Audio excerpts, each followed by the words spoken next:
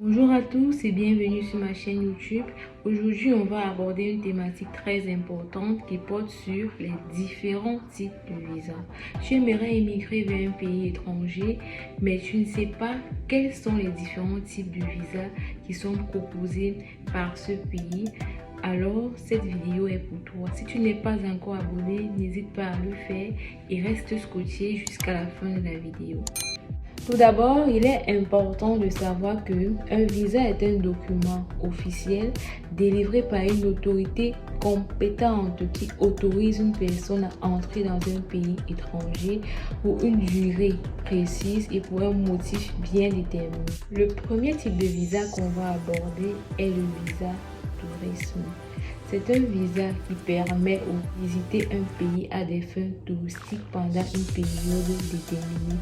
Alors si tu aimerais aller dans un pays, passer des vacances, visiter les monuments, les sites touristiques époustouflants, alors ce type de visa est pour toi.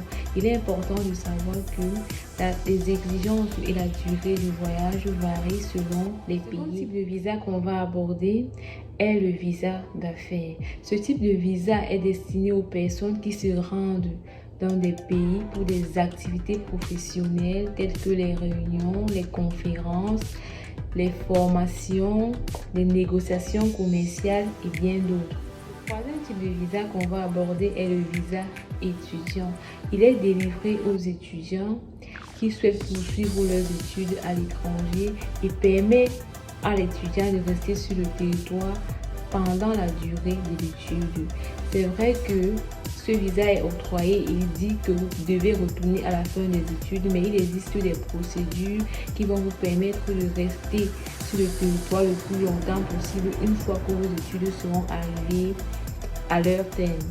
Le quatrième type de visa est le visa de travail. C'est un visa qui est délivré aux personnes qui ont trouvé un emploi dans un pays étranger et qui souhaitent s'y établir pour travailler légalement.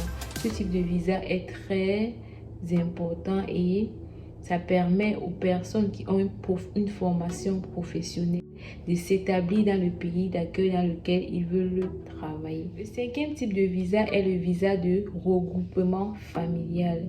Il s'agit d'un visa qui est délivré aux membres de la famille d'un citoyen étranger ou d'un résident permanent afin qu'ils puissent se rejoindre et vivre ensemble dans le pays d'accueil. Donc si tu as un frère, si tu as une soeur, si tu as un mari, si tu as un enfant, le type de visa qui lui permettra de te rejoindre dans ton pays d'accueil est bel et bien le visa de regroupement familial. Le deuxième type de visa est le visa de transit. C'est un visa très important et qui cause d'énormes difficultés à des personnes, surtout pour ceux qui ne le savent pas. Beaucoup de personnes se sont déjà vues recalées dans les aéroports parce qu'ils n'avaient pas de visa de transit. Le visa de transit est nécessaire pour les voyageurs qui doivent transiter par un pays en route vers leur destination finale. Il permet de rester temporairement dans le pays de transit. Le visa, c'est le visa humanitaire.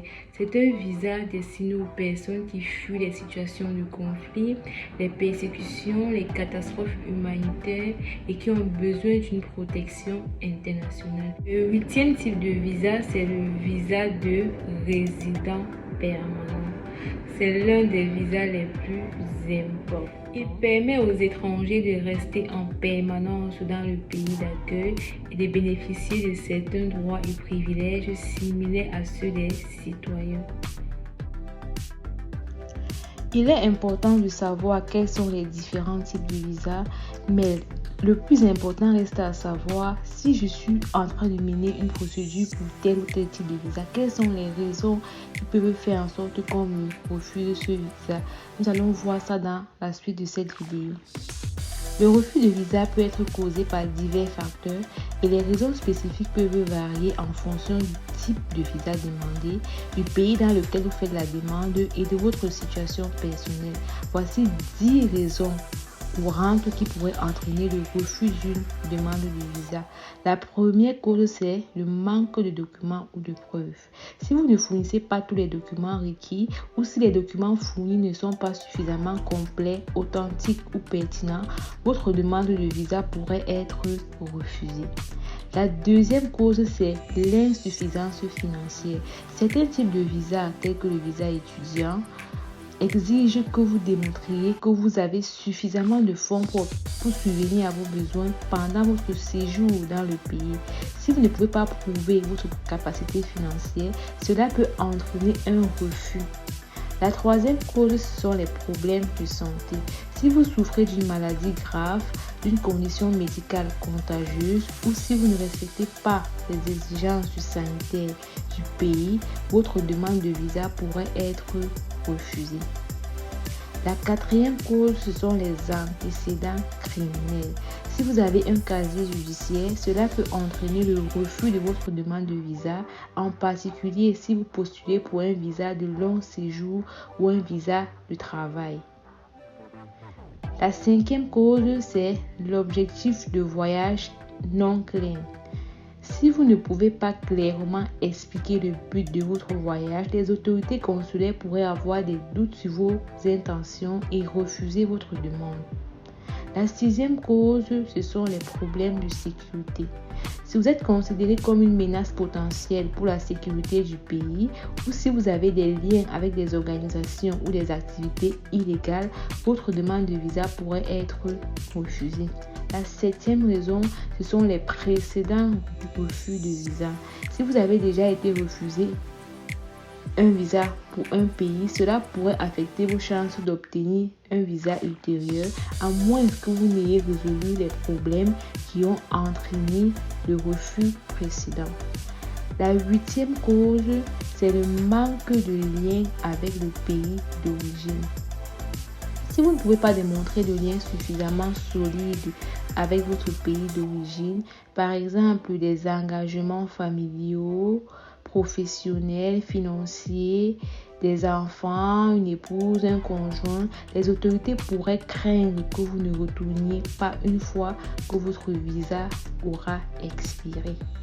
La neuvième cause, ce sont les erreurs dans la demande. Il est très important d'éviter les erreurs dans le remplissage de vos formulaires de demande.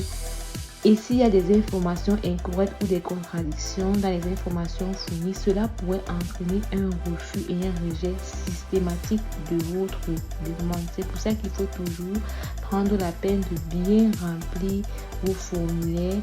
Lorsque vous êtes sur le point de téléverser ceux-ci dans la plateforme ou bien de les imprimer, prenez toujours la peine de bien vérifier l'exactitude de toutes les informations qui vous ont demandé dans les formulaires. La 10e raison, c'est le manque de respect des règles et des procédures.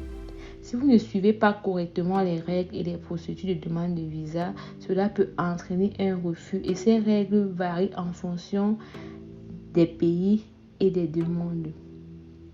Il est important de suivre attentivement les instructions fournies par l'ambassade ou le consulat du pays où vous faites la demande de visa.